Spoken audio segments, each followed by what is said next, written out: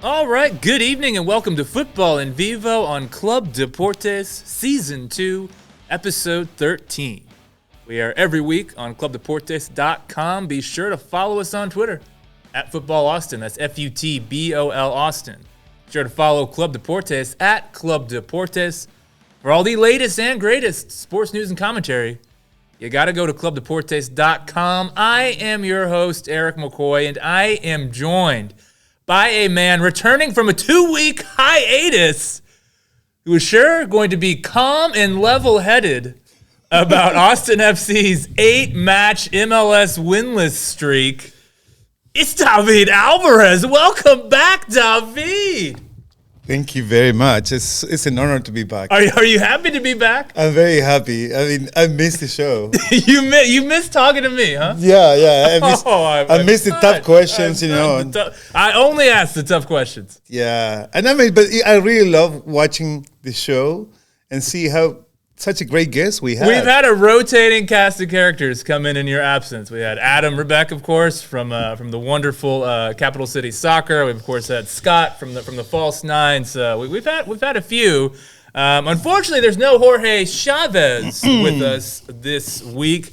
He's embarrassed right now, David. He's embarrassed to be seen on an Austin FC show. You and me, we're willing to go ahead and put ourselves out there and talk about the team that is currently winless in 8 MLS Why he's games. embarrassed? Well, I think he's embarrassed because New Mexico couldn't beat Austin FC, even though Locomotive is the biggest rivalry of New Mexico. Okay. So that might be a reasoning. I mean, I don't know. You might be onto something. You might be onto something there, Debbie. Well, it is embarrassing, actually, to host an Austin FC show. As you know, a couple weeks ago, I had a bag over my head because I was so embarrassed to actually sit here and talk about this team.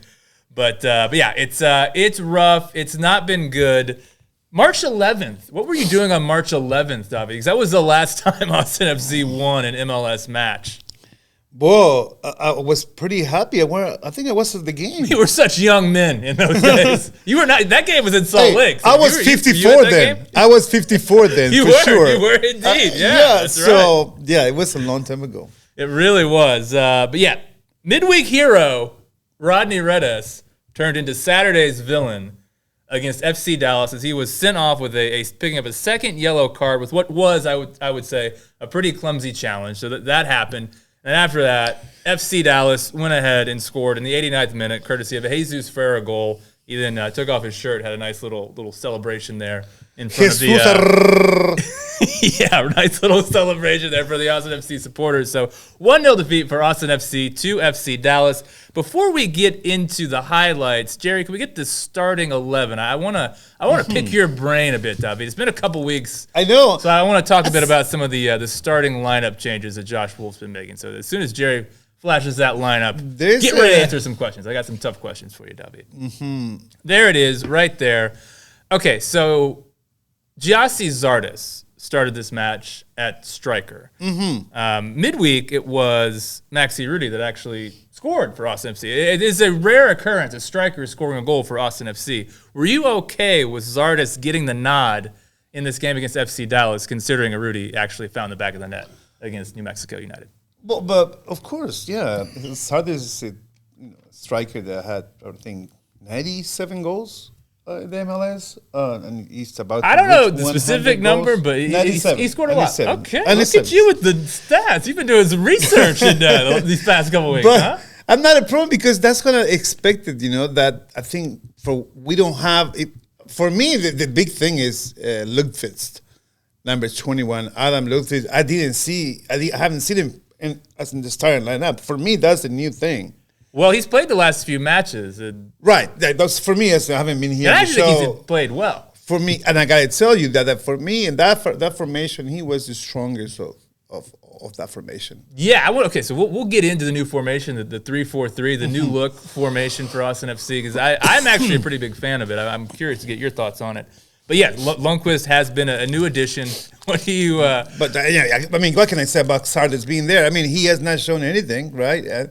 And I mean, I'm regarding less, but I mean, we can go over that. But yeah, we'll get into it. The other question I have about this starting 11 is Rodney Redes. So he's been playing well of late. But it is interesting, I think, when you consider where he was, just maybe a month ago or so, where he just was not a guy we really ever saw play, to now he's kind of become an automatic starter ahead of a guy like Ethan Finley, who was a really good contributor on this team last season, a guy that contributed over 10 goals and assists combined last season. So are you okay with Redis just kind of supplanting someone like Ethan Finley in the starting 11 on a regular basis? I mean, me as a coach, if I would be the coach, no, I would not have him. you would go with Finley over Redis. Not only that, but it's the example we have when you have the 2 yellow cards you get in a match, and you get the one and the second one in the 58th minute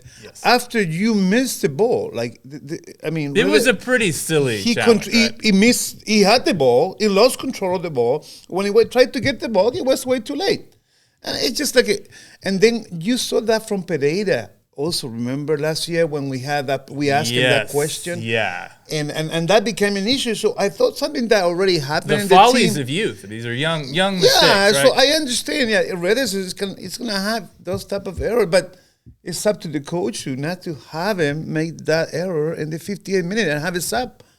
So you think whenever he picked up his first yellow, I think in the 46th minute. So you think Wolf should have been ready to go see that you have a young player out there. Especially a young player that we already had the situation before with Pereira. So it's not the first time. So you need just to remember what happened with young players.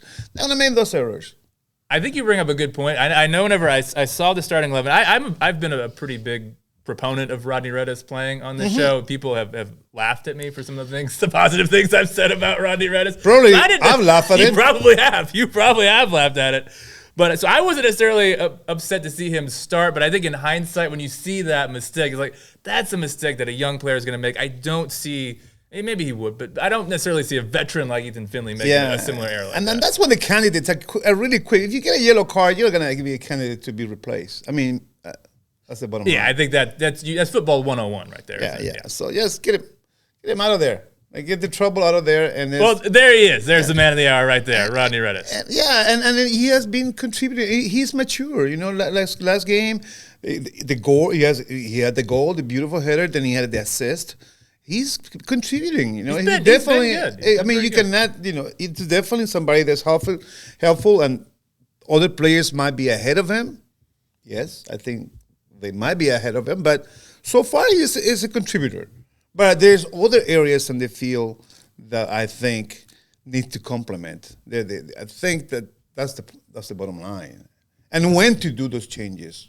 Yes, I think that's a very good point. If not necessarily, if you're not going to start Ethan Finley, then definitely after Redis picks up that first yellow, have him ready to go because as you mentioned, David, I think trouble was imminent. I think it was clear that trouble was imminent. Yeah. So let's go ahead, Jerry, if we can, and roll the highlights here on this one. Not a lot of goal mouth action in this match. The shots on goal were quite low. The XG was quite low from both teams.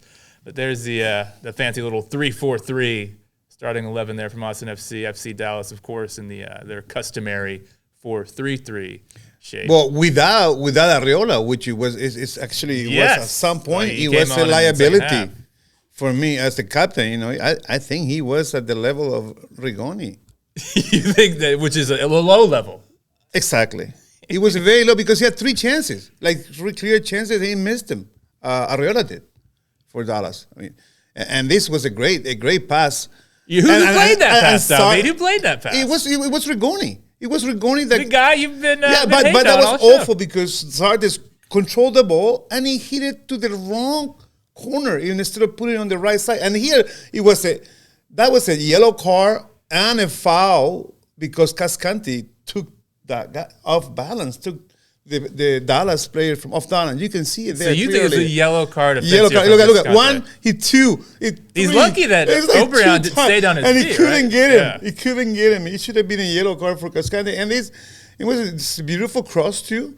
But that was for me the beautiful. That was the best of the match. Right there. I love it. Not a Masita, and the perfect distance. It was great save by the goalie and then he had an assist and almost an assist, right? So that was a solid shot to the ball. There's a great technique, that very few players can do that and keep the ball down. Can you do that, David? Yeah, I can do that, definitely. But that was a nice Rigoni cross again, and then again another kind of the opposite, how not to kick the ball. So we saw how to do it from Lundqvist, how not to do it from Ring. Exactly. Okay. It's like nice, like somebody with such experience, he should have been able to do it better, put it at least in the other side. And I know it was difficult, but I mean, for me, it's like, no, don't do that. And same thing in here, Pereira, that was a great, nice pass. He's really kind of and then look, that was a pass, beautiful. And then who was there at number 7? He didn't even put it on the goal. So you're expecting more from Rigoni. Rigoni should have even put the ball inside the box. Don't even put it out. Come on. I mean, what kind of technique is that? Well, it's like that's a designated player quality. You need to at least put the ball in. I mean, make the goalie make it safe. Here's the turning point right here. And that's that. Yeah, that was like, come on. So no complaints from you on that? I mean, 54th minute. Oh, look at the fans. They can't believe it. That guy, he can't believe it. No. 54th minute, way too late. And he clearly missed the ball before that. It's not fair because he missed the ball way before. Mm-hmm. I mean, isn't that same referee that was a referee in the World Cup? Yes, Austinite. That's why I recognize him as like, oops, he missed his red card. I think he had it. It's like, I did not want to give it to you, I had my to do fellow it, Austinite. he had to do it. Hey, but that was another great save by Stuber, which he had, like, again, the man of the match for us. So do you like Stuber now? In the 2 weeks that you've been absent, David, have you developed an affinity for Brad Stuber? Oh, I do have the affinity, except when he make errors, right? When he give out the ball, like you will see pretty soon. Because he was responsible for a lot of saves, of course. He was very important in many of them. And also, the lack of quality of the forward. Like, Jesus Ferreira was not on it until this moment. When he got the deep pass, and he put it through the legs of Mr. Stuber, which is like so typical. It's a perfect. Was culpable in this. Well, no, it's not. I mean, that's what a forward does, right? You know it's going to go through the legs. It's the best way to score. And the easiest way is through the legs when you don't have much space. And that was perfect. I mean, Stuber couldn't do anything about it. Yeah, just very well-timed run there. Nice ball. Yeah, he couldn't do anything about it. And he just put it through the legs like it should be. And it was a great pass. And we were outrun. I mean, and in some points of the game, we outran Jesus. Except in the second half, he woke up. But until then, then he had. I mean, that was like a great Stuber save too. I have to say that he put his body there. It's just, and Arriola has 3 shots. He should have scored at least one more goal. Come on, Arriola. I mean, no wonder that he's in the bench because he was not afraid or something. I mean, I don't know. That I'm not a Dallas fan, but I just hate to see bad soccer. Yeah, he was off. Arriola is off. Yeah, it is interesting because he is a player you would expect to be more captain. From. Yeah. I didn't know it's the captain. So, I mean, interesting to see Dallas was the better team in every single area of the field. You think so? Like, do you think? Okay, but when you really look at the numbers until the red card, right? The red card. Before that was. When you look at the numbers overall here, David. Actually, I have the numbers written down. Okay, go ahead. As I'm sure you're interested. But if you look at it, so Austin FC, 8 shots, 1 on target. Dallas, 14 shots, 3 on target. And if you look at the expected goals, 0.36 for Austin FC, 0.45 for FC Dallas. And that's considering, you're playing almost the entirety of the second half, up a man. I actually think Austin FC did pretty well in this match. I mean, they didn't create enough, even in that first half when they had the full 11 players out there. To me, they didn't create enough in attack. But I think after that red card, the defense was well. I think they did admirably. I think you can see the shots on goal. We lost in there. We lost in shots. Well, that's what I always look at it, right? You always look at the shots on goal. Shots on goal and shots. That's the thing, and that's kind of the main thing. But you would expect that though, since they were down a man. So you'd expect. But also, Dallas you can see that the Dallas goalie, we barely saw him. You really did see only one shot on target the whole game. You barely saw him, but you saw Stuber making all those saves. Like he made 3 or 4 beautiful Stuber saves. was definitely the busier of the two goalkeepers. But I will say, considering Dallas were up a man for almost all the second half, I don't think Stuber was worked as hard as what you would have expected him to be. But he did. He worked more than he worked more than and not only that is not true. only that, but I think the forwards like even Jesus, Ferreira for Dallas, they went pretty good. They were awful. They should have finished the game way before that time. They had so many good shots, so many clear shots. If Ferreira and Arriola, just 2 players. I'm telling you. I mean, Ali, they had so many clear shots that should have put it in. And they didn't. It was another one. In the second half was another one that would they have a clear chance too.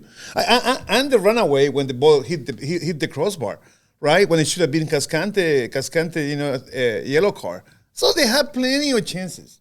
Dallas had plenty. We didn't. Yeah, it was definitely the bottom line. I mean, numbers, but that's reality. Well, it was definitely not a good game from an attacking perspective for Austin FC. Real quick, before we get into some of the reasons why, I want to ask about that FC Dallas goal. So right before that goal, David, it should be noted that our pal Josh went ahead and made a substitution, right? He went ahead and brought on – and now consider how well Austin FC's back line were playing, in particular those 3 center backs. Yeah. They're playing pretty well. Yeah. And you're 1 minute from the 90th, and you're going to make a change to that back 3. You took off – Valencia, which moved Ring into midfield and brought on Radovanovic. Mm-hmm. You made the change to the back 3, and you look at where that ball was played on the Ferreira goal. It's right in between Radovanovic and Cascante. And I just wonder if that had still been Ring there, if that same, wide space is still available for Dallas to play that ball through. Well, it was Radovanovic, number 18. Cascante is number 18. Radovanovic is, I think, 66, I believe. So who lost that? Because that Ferreira Jesus, he won the battle, the 1-on-1 there. So you put who lost the battle? It would have been Cascante. That's what I'm talking about. You cannot lose the battle. So you put the fault on the 1v1 with yeah, Cascante the 1v1 because it was 1v1 and he hasn't win like he is not. If it wasn't winning before, he tried to do it twice and Ferreira couldn't win those battles, but he won that one. Like that one. So I mean, this is the one that was Cascante foul, but it was right so close. I mean, this was not a good. I think Cascante has an influence on that one because he puts the pressure on it. He put the pressure. I think this is the Cascante video sequel. Yeah, the famous Club Deportes Cascante video. We're now getting part 2 right here. Yeah, this was. He actually is closer to the ball. In that ball, it's closer to the ball in that perspective, than the forward is. Huh. What? Interesting. And then I said, yeah, that's definitely a foul. I mean, he is important in that play because he totally he made the pressure, and he didn't feel comfortable hitting the ball. Like he was not comfortable by then. Good for Cascante to put the pressure and not getting a yellow. That was crafty, wasn't it? But right here, do you not think... But how that one lost the ball before? It was Ring. Ring that lost the ball because of... Okay, you see the ball, how we lost? It was actually... It was not Cascante. It was... that one. 17. No, Gallagher gave away the ball. And then Ring is right there on the midfield. And who...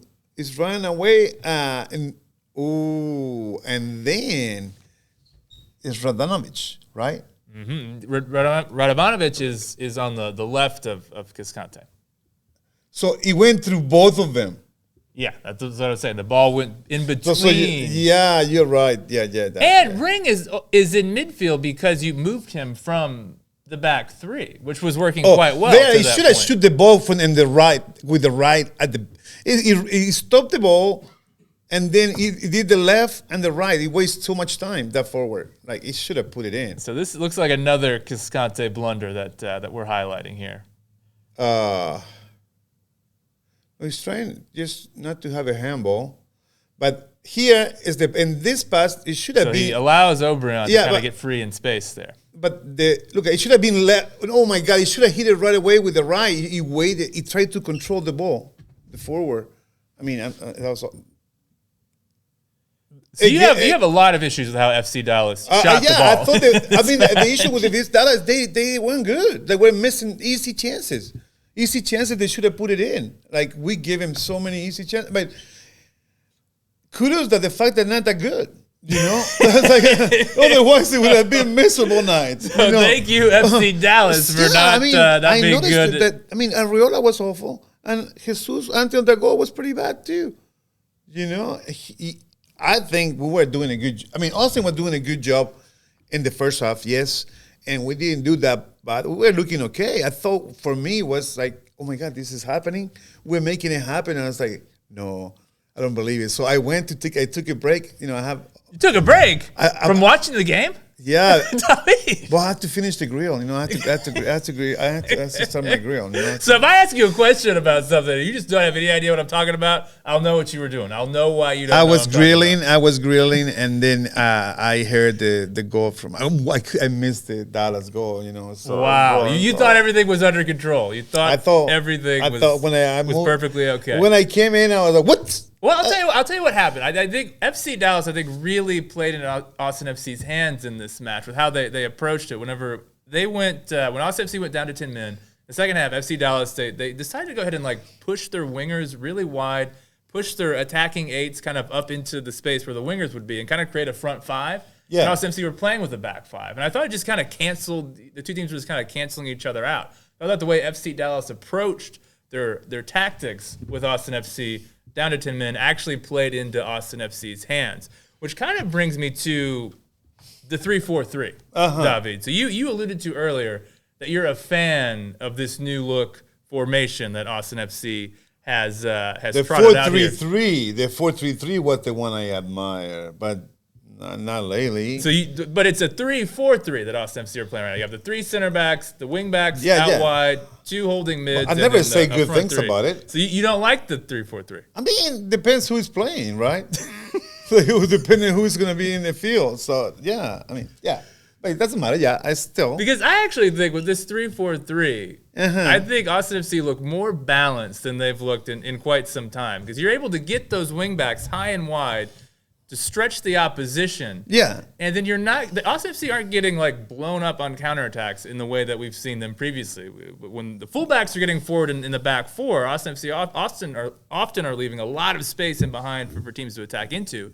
But in this 3-4-3, Lundqvist and Gallagher are both getting wide, and then you have the extra center back. But wasn't Lundqvist, right? Wasn't it? Lundqvist was on the left. Getting high and wide and sending but in probably crosses. Because those guys in the sides, are pretty much, I think, the best thing we have so far. They kind of are in some respects. I mean, in terms of quality of shooting the ball, how many goals Gallagher has, and he's the leading scorer on the team. And you see today, in the game, he did an excellent shot on goal and an excellent assistant that Rigoni missed with the header. So those are specific players, that they are doing.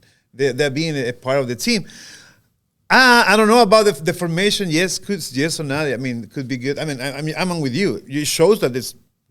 How much do formations matter? Do you think? It does. They do matter. Because Wolf and even I actually asked Lundqvist about how he's liking playing as a wingback, and he was kind of like, formations.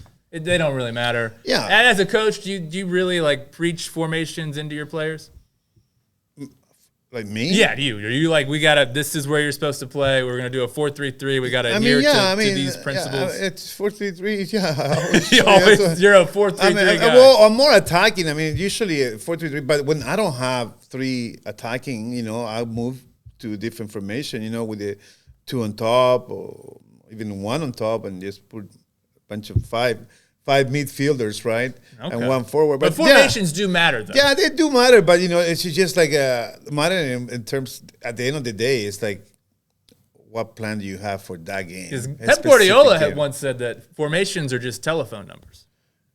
Probably, yeah. It depends on what do you what are you going to do in every game. You say, okay, I have this basic formation, but, basically, Guardiola has the formation of the best defense is the attack. That's the only formation that he knows, right? And that's the same thing with many other coaches, right? They put pressure on you, like the best coaches in the British League, in the Premier League do, right? Guardiola, Klopp, it's people that constantly you need to be a physical and put pressure all the time.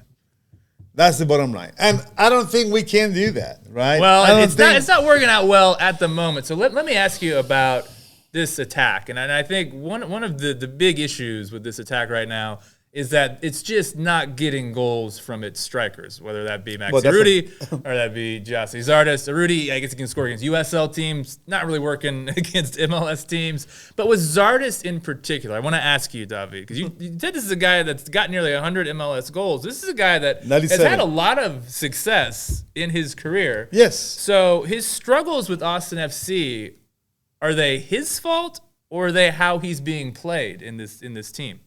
I mean, all of the above. So a little bit of his problem and a bit of the system that he's playing in. Yeah, I mean, obviously, when you saw that he had an easy shot, he controlled the ball with the upper knee. It was a good control, but the shot was awful. Like, because he should have shoot like even if he was gonna be bad, he should have crossed it to the other side. So he just, like, you can tell when he took that shot, he's not into it. It's like you can feel he's not confident. I agree. This does appear to be a player that's lacking confidence, but he only had the one shot in the match. Like, to me, that's like a guy that's not necessarily getting enough service, I think you could say, right? Well, obviously not. And that's a problem because and I think it's not the only player, but the other players also they haven't shown what they should have shown, and they're still playing.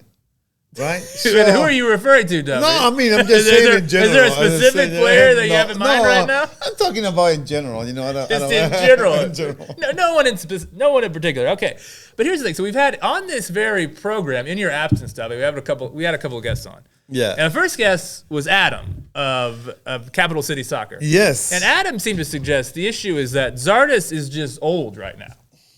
That this is just who he is right now. Even though he scored 10 goals playing for two bad teams last season in Columbus and Colorado, that this version of Zardes, 1 year later, he's aged quite rapidly. And I think unfortunately, I do think Adam may be onto something there. I'm a little worried that this version of Zardes just maybe isn't as electric as younger iterations of himself. What do you think about it? That anybody that wants to reach 100 goals in their lifetime, it's going to be nervous. So you think the nerves are getting to him? Yeah, his nerves are getting to him because he think I'm too old. Well, tell him to calm down. I'm not scoring, man. Like, are you thinking the same way? It's like invite him over, cook him some food, let him relax, just take the pressure off, man. That's right. It's human nature. So that was Adam's take, is that this guy is just kind of gotten old. But we had Scott on last week, and Scott said that the system that he is being asked to play in, he's actually being asked to drop deep a lot, play as this hold-up kind of striker, be the facilitator, link-up kind of role. Whereas last season, Urruti oftentimes was kind of just looking to hang out on the shoulder of the last defender, make runs in behind. And if you could get Zardes doing more of that, more like getting onto through balls, getting onto balls over the top, that you could actually maybe start to see better performances out of him, as opposed to him always having to drop deep. Like, he's doing a lot of what we saw like Moussa Djite do last season for us this year. He's dropping deep, trying to do the hold-up work. Whereas Urruti, it's running behind. And why not just ask Zardes to do that? I mean, that's a good question. But Zardes is also well used, I think, on set pieces, corners. He that's a defender. He's doing a good job, I think. Do you think he's doing some of the dirty work? Yeah, it's going back for we need bigger guys, headers in the back, because we didn't have him. So I think there's some areas that he contribute to. Right, there's other areas he should contribute more, but it's something that we cannot point into any player in particular. Like, I don't like to say, hey, Zardes here, Zardes Rigoni that way. I mean, we can put blames, but overall, I mean, it's the team. It's what's going on. I mean, well, what is going on? It's been 8 matches in the league without a win. What's going on? What do you think the issue is? It's the issue that you must know. You know that I don't want to remember Chelsea. How many coaches they already have? Oh, okay. So it all goes back. All roads lead. 36%. That's the winning percentage right now because of the New Mexico win. It's just gonna get okay. So yeah, so all comps. You're looking at that from all competitions. Yeah. 36%, which is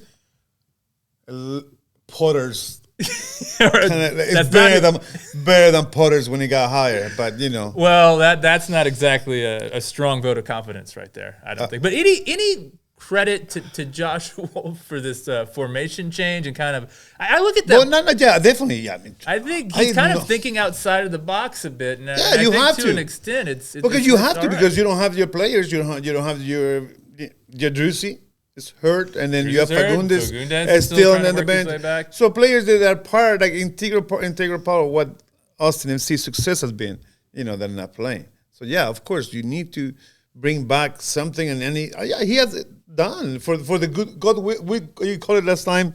He has enough goodwill that he will stay. Enough goodwill. He has enough goodwill that he just can work on it, and I mean something good might happen after so many tries, right? It worked last season, right? Yeah. Well, let's if we can, Jerry. I think we actually have Josh Wolf's post-match takes on this FC Dallas game. We're going to go ahead and get those rolling here. Oh. I'm sure you're really interested to hear what Josh has to say. Of course, always. I mean, he's just a great diplomat, I got to tell you. A great diplomat. Yeah, I mean, and he has maybe a better diplomat than he is soccer coach.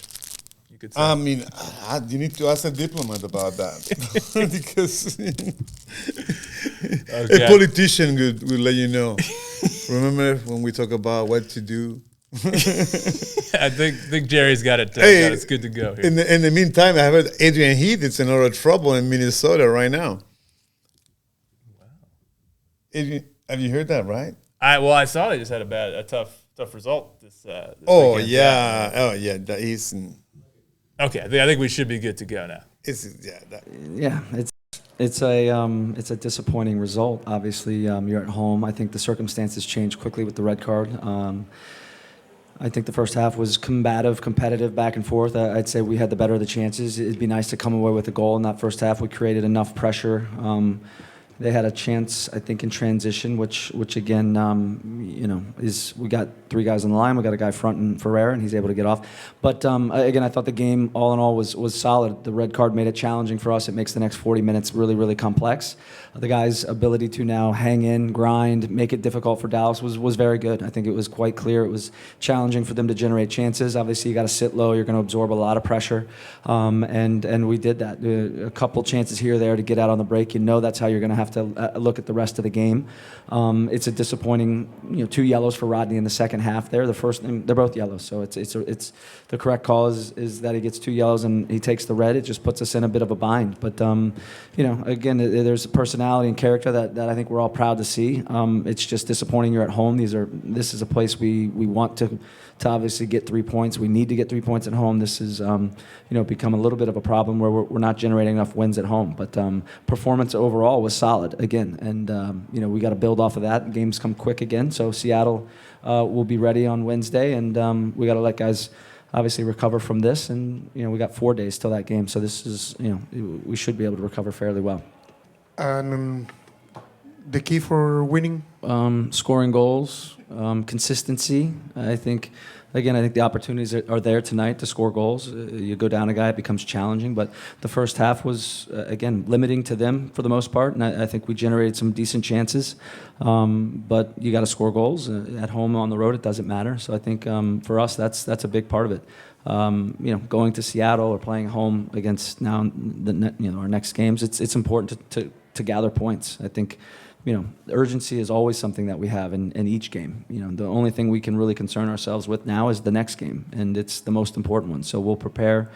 As always, we'll review this one, take a look at it, but we got to, obviously guys get fresh. We have a travel to Seattle, and then the following weekend we have a game back at home. So games will continue to come. Rotations inside the group, we'll be mindful of it, but again, we need guys to it's nice to have guys coming back in. Obviously, it's disappointing to lose Rodney. Julio this was a big week for Julio. He got 75, he got 45, and he got 90. So we're glad that he made it through there. Diego, at some point over the next week, we hope he'll see some minutes. Sebastian's probably a couple weeks away. So we're missing. Owen's gone for a month. We're missing some important guys. These are 4 or 5 starters that we now have been missing or will continue to miss going forward. But again, the guys today, I think the opportunities are there to take the 3 points. If we're all honest with how it looked up until the red card, I mean, it's there. The opportunities are there. We got to take some of those chances, and that helps fuel and build momentum as it has in the past 2 or 3 games where we scored goals. You can see how it becomes infectious and it gives us energy, and those are the things we have to push on. That's the only way you win games is by scoring. Well, David. Hey, I mean, excellent conference, I gotta tell you.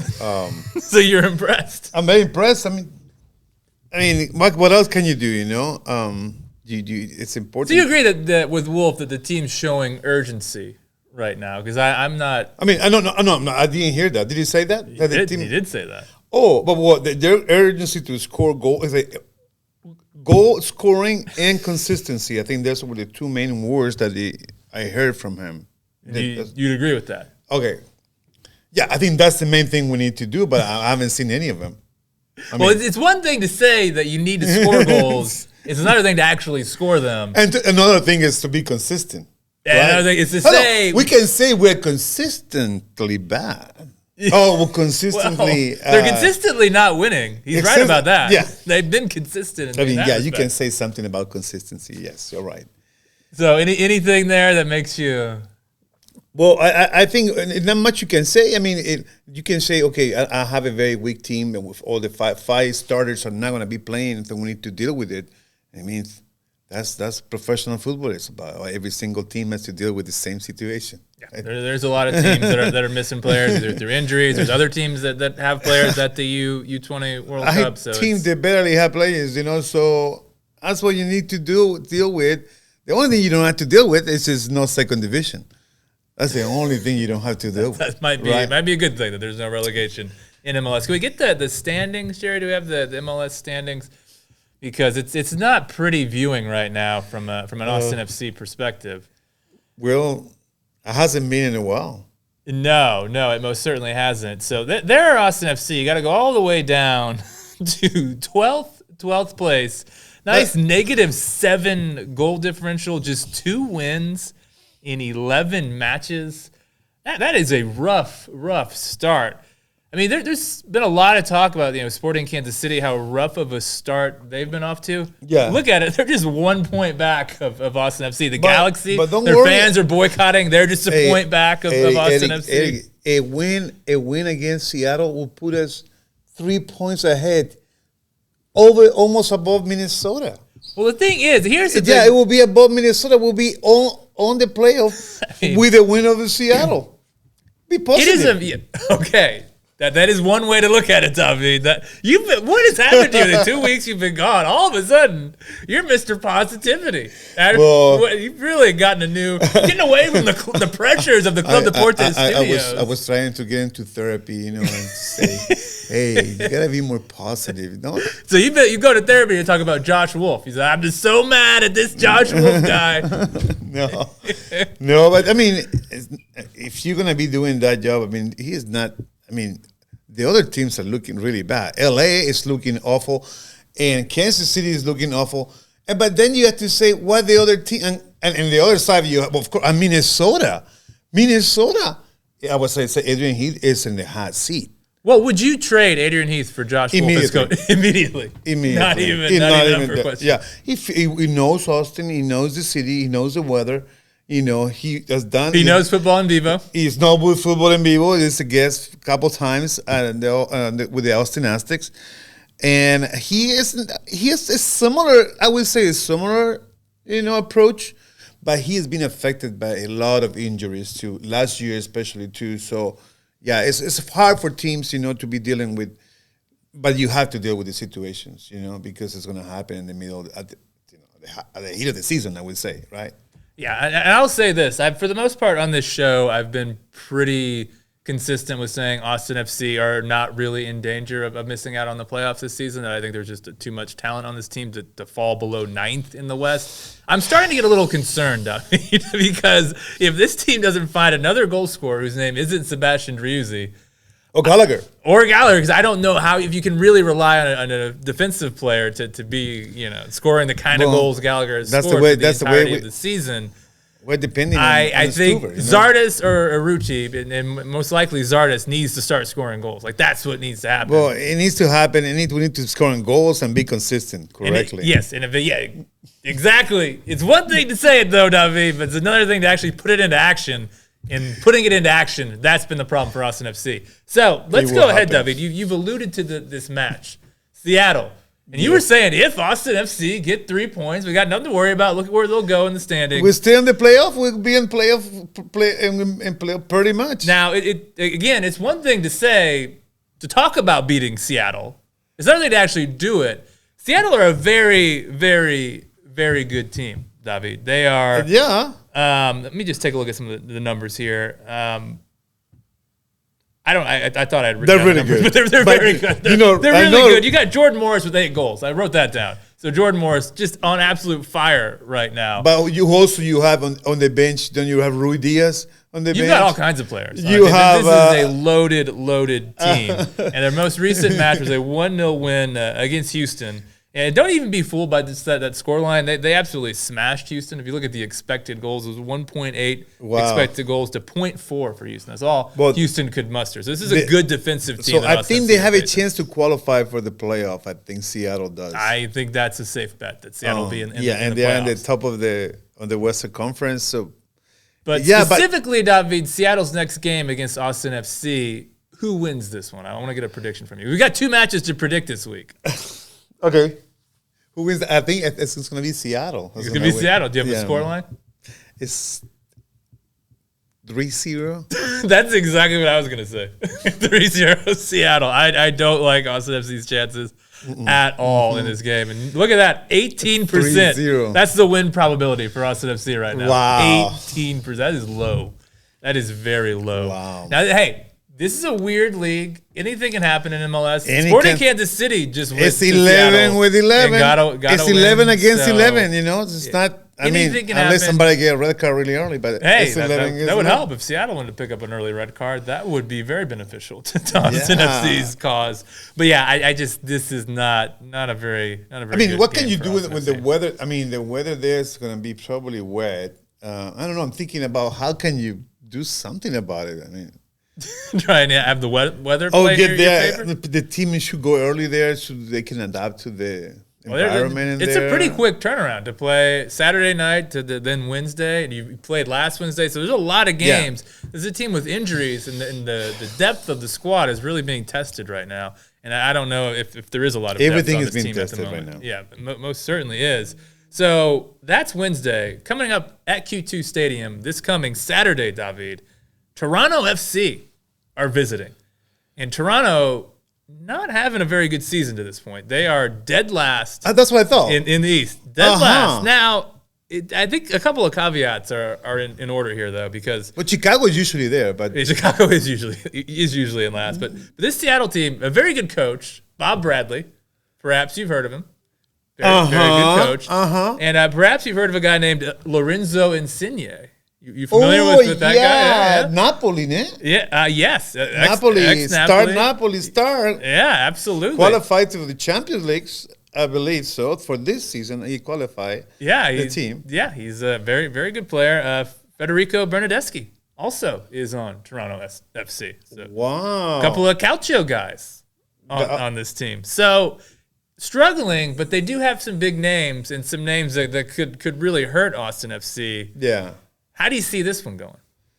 Well, if it's a 3-0 is completed by Seattle, I mean, he's going to be affecting, the morale of the team. So Austin will come in dejected, feeling sad. But at home is a different thing because you're Austin FC, you're at home, it's just a different thing. So I think you have to always think about that. So that's, I think, going to be a tie. A tie. A tie game, yeah. You have a scoreline? 1-1. 1-1, a goal. Austin FC will score a goal. Yeah, and Sardis is going to score the goal. Wow. Header. Really? Wow. The chicken of indecisiveness is pleased with you, Davi. That's a pretty bold move. Predicting a Zardis goal, predicting any kind of Austin FC goal is a pretty bold move these days. I mean, we have to be positive, right? We have to be positive. I will go with a 1-0 Austin FC win. I think they'll get it done. So what would 49% win probability for Austin FC in this one. We're not far away from it, you know. Yeah, the math nerds like Austin FC quite a bit more against Toronto than they do against Seattle. Interesting.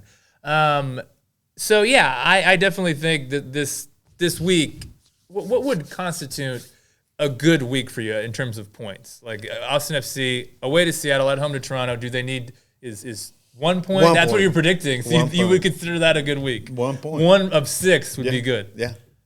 1 point that's exactly right. I think that it's going to start getting that playoff line is going to start looking awfully distant if you just keep picking up 1 point from 6. Well, yeah, and I think you need at least 3. I think you need to win this Toronto game. I know there's some big names on Toronto. I know they have a good coach, but I mean they're in last. So I think you really need to get the 3 points. We as a team, we can do it. We can do it if we with the Q2 stadium shows enough support. You know, I think anything can happen. With a motivational speech like that, how could they not get it done? Yeah, it's like why not? We can even have 3 points. I think that's what's needed. Okay, David, I think that's enough Austin FC.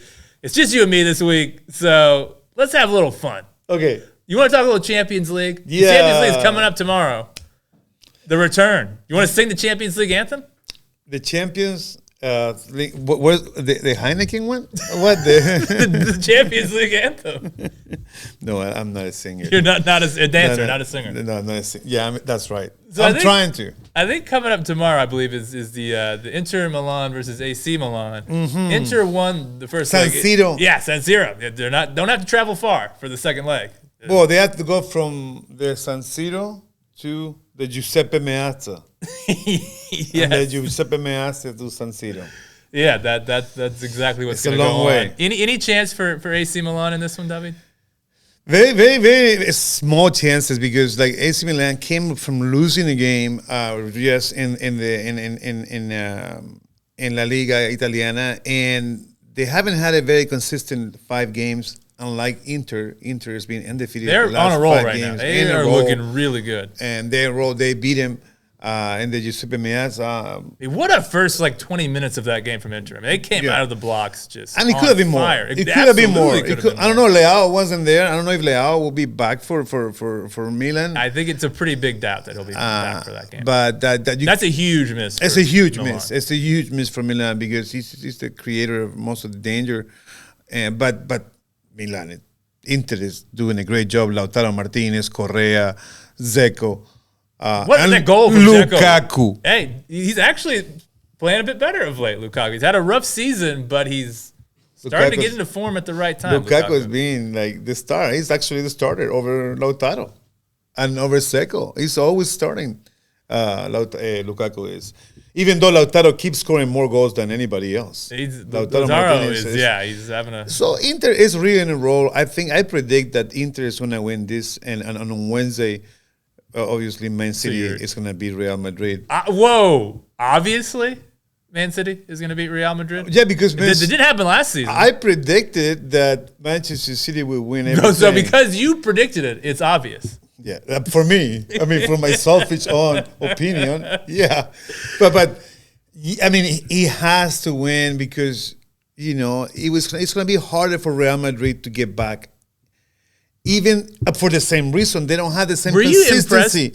Even in La Liga, they haven't had the same consistency the last 5 games that Man City had in the Premier we've League. seen this from Real before, where they've looked up and down in the league, but then the Champions League comes around and they turn it on, and all You of a are sudden totally they're right. You never, unstoppable. Never underestimate. You can't count this team out in this Never competition. underestimate the heart of a champion.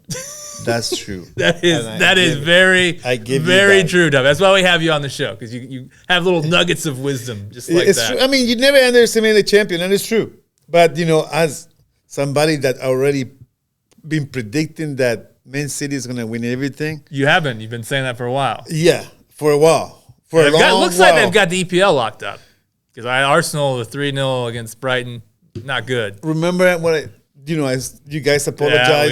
We did a formal apology, Jorge and I. Yeah. Okay, so now, Well, okay. Here's the thing. Okay. How damaging would it be to Pep Guardiola's legacy if he doesn't win the Champions League with this City team? Because they look you're right. They look unstoppable right now. I mean, Guardiola, it is what it is. It's been a while since he's won a Champions League, right? The other day, people criticize. They keep talking about Guardiola for everything. Oh, he said Brighton is one of the best teams in the world, and then Brighton loses that day, right? Well, Brighton do look like one of the best teams in the But world then, right now, to be honest. exactly, people were, look at what Guardiola said. Oh, blah, blah. But then the following week, what happened with Brighton? They smashed Arsenal. But here's the thing. People aren't really that interested in Pep Guardiola's match predicting skills. They're more interested in his coaching skills. And it's been a while since he's won a Champions League. And if he fails to win with this City team, to me, that's a pretty big... It would be a big disappointment. Yeah. I would tell you, obviously, it will be. But it's not going to happen. It's not going to happen. Not going to happen. I mean, it could happen. It could happen, but I think if Real. you I think really Real are believe- going to win this. I think Real. You think Real? I think Real Madrid are going to win it. I really do. That's why I was like, Did something you- hidden. were Is you- that Chelsea? part of Chelsea are that? long gone from this competition. No, It'll be a while but before they I get was back in. wondering if the Chelsea was part of that prediction. The fact that you want Real Madrid to beat Man City. Well, I have a lot of love for Carlo Ancelotti.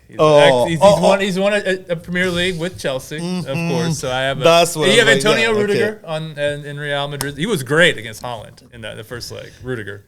Yeah, he was. Really No, was Rudiger exceptional. has been a player. I mean, the defense for Real Madrid. I mean, what could you say? I mean, and then you had Rodrigo. And if you get through the defense, you got Thibaut Courtois, who's just That on is another planet in terms of shot stopping. The few players that make Haaland look small. He is. He really is. Did you see the picture? It was Haaland and him. Yeah. Haaland looks like a tiny guy next to them. But it's going to be Were a great you- game. Were you okay with how City played in the first leg? I mean, Because they were really pretty cautious. I think they were a little they're timid. extremely cautious. At some point, the first half, I don't know, but they weren't trying to cross the ball. Yeah, you're over exactly the third. right. The third, they were Exactly trying to right. pass the back.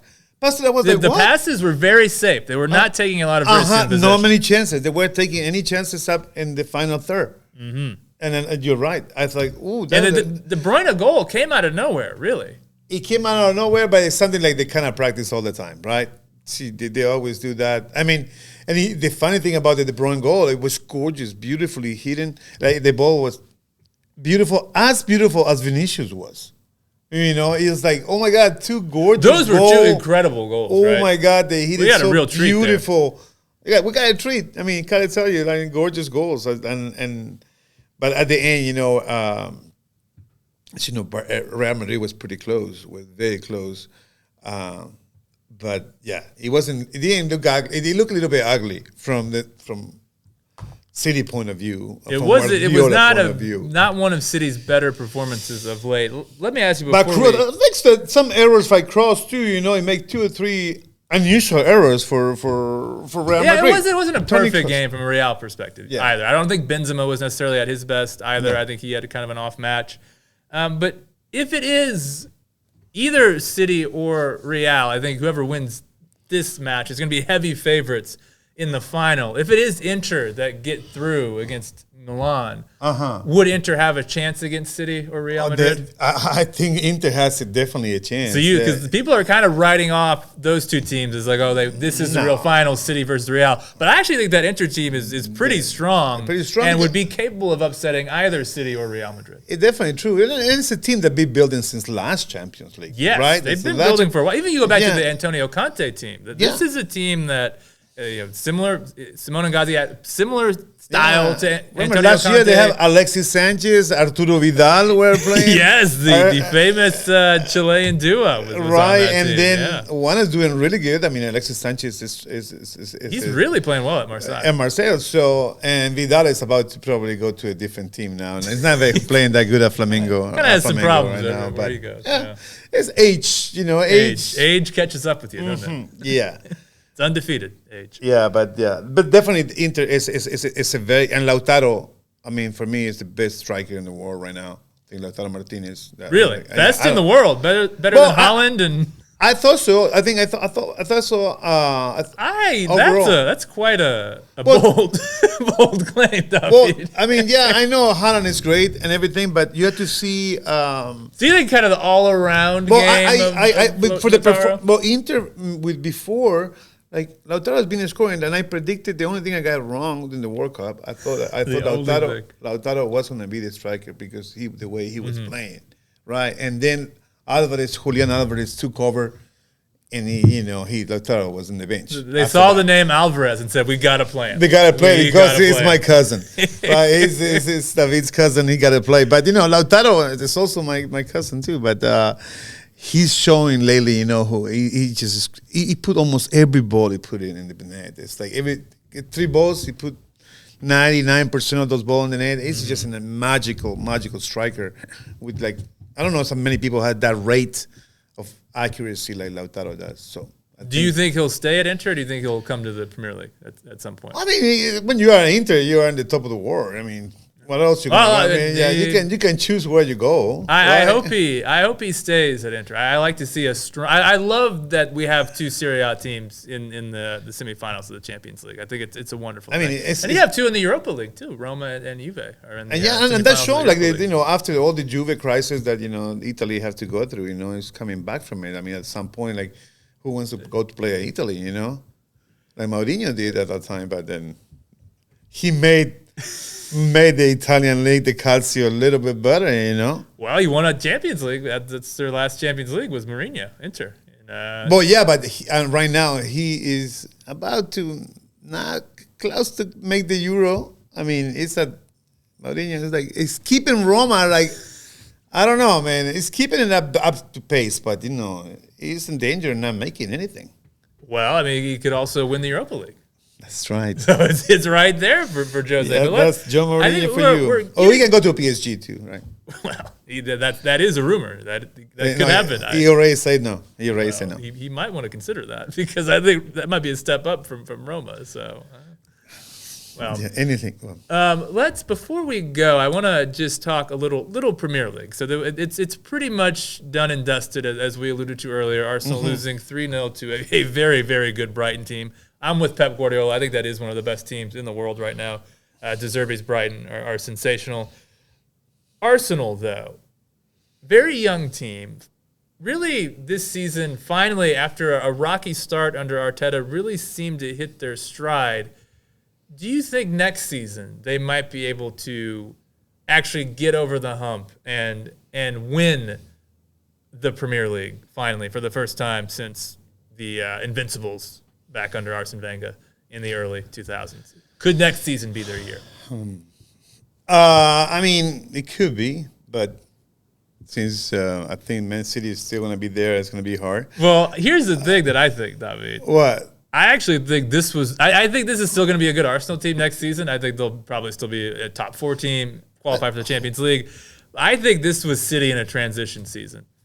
And I think next season they're going to be even better. Oh yeah, I think so. I think Arsenal, if they really wanted to get it done, this was the year. Because City did drop quite a few points early to middle stage of the season. Yeah, and then they've just really hit their stride as the season's continued. And I think Arsenal, gotta tell you, that goalie is just a huge part of that team.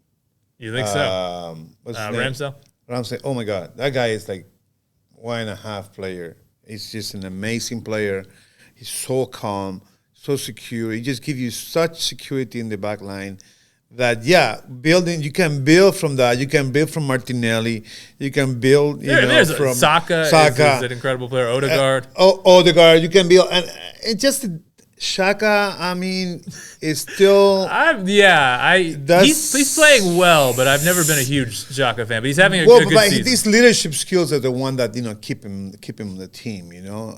Which is interesting considering where he was a few years ago, where he was kind of having issues with the fans and exactly. But a lot of red cards. But overall, I think he could definitely. There is a team, Arsenal, that can do something. I also think Arsenal got pretty lucky at the beginning of the season. They won so many games that should have not won. He reminded me a little bit of Austin FC run last year. Okay. When we were playing in the overperformance away games and we were winning. What? I was the overperformance of expected goals. That's kind of what you're alluding to there. Yeah. So that's definitely. I think they should have not won so many games and should not be. They showed too much point for what they should have been to. I think that's my point. I think you're right. Actually, and the Brighton game, they put him exactly where they should be. Because Brighton is an up and coming team that. I mean, they were so good in that game. It could have been more. So much fun. It could have been more. Yeah. I mean, those guys are really so good. I mean, you had all these two Ecuadorian on the sides, Caicedo and Estupiñán. Estupiñán is, I mean, and they have the Paraguayan kid. What's his name? It's just in the machine and all the team and McAllister is just like play better than Messi. I mean, he's playing better at the level. I honestly, I think he's. I don't know about that, but he's playing very well. He's playing at a. I mean, he's playing maybe better than Messi is playing right now for PSG. That's my point. Yeah, but at this point, and one thing I have to do. I think we're just about out of time. I want to get your just a real quick thought. Messi, going off to Saudi Arabia and pretty much ending his career time with PSG. Did that bother you as someone who likes Messi that he would do that, skip out on practice to go do anything that's a promotional thing off in Saudi Arabia? Anything related to Saudi Arabia, for me, like when Ronaldo went there, Ronaldo's gone. I don't even watch anything with Ronaldo. If you have anything to do with that country, I don't want to know anything about you. I mean, this affects how you. This affects Messi's legacy. Totally. It's a lack of respect of your team, of the players, of the fans. It's not for nothing that the people from PSG, the plans a long time ago, they don't want Messi. They don't want him. I mean, and they don't hide about it. They don't hide anything about it. They don't want him. So that's pretty much, I saw the same thing in this as Ronaldo did when he had the problem with Manchester United. Yes. And he ended up going to Saudi Arabia. That's where you go when you had a problem with your team. You run off to Saudi Arabia, I guess. That's exactly. And then same thing with golf, right? Yes, live golf. Yeah, look at that. Golf in vivo. Who would have thought, huh? Yeah, but, for me, that was just, and it shows that everybody's looking for Messi. He's not going to go in the top team unless he goes to Barcelona. Unless to go to Barcelona, he's not going to go. They got to start digging into the couch cushions to find some money if they want to bring Messi back. Yeah, but I don't think he's going to go to a Champions League team after all this. Well, I think it's MLS or Saudi Arabia probably, and it's actually looking more like Saudi Arabia, maybe where he plays. Unfortunately, so we could get a Messi Ronaldo in Saudi Arabia. Start studying the Saudi Arabian League, David, because we might have to. If we want to talk about I'm not watching it. I'm not watching it at all. I haven't watched any goal Ronaldo since he moved to there. I haven't watched zero. Yeah, I'm kind of with you on that. Yeah, it's zero. Yeah, it's not good. Not a good look. Not good. And not good for everybody. It's just like, come on. Not great. Okay, we are out of time here on Futbol En Vivo. Look at that. What, Jerry sneaking one in right at the end. A classic oh my God, classic goal. Stadium. ATT Stadium, Saturday, July 29, 2023. Will Lionel Messi be with that Barcelona? Wait and see, I guess, huh? Well, you have to watch Futbol En Vivo. I still want to see Vinicius, and I want to see Real Madrid. I want to see all those guys. Still, certainly a lot of good players. Oh my God! Sure. All right, it's been fun, David. Good to have you back, man. Hey, about time you came back and talked a little football with us here. Yeah, I appreciate it, man. So we are going to do this again next week. Thank you to Jerry Lopez, our wonderful producer. Thank you to Club Deportes. Thank you to the viewers. Yeah, we'll do this again next week.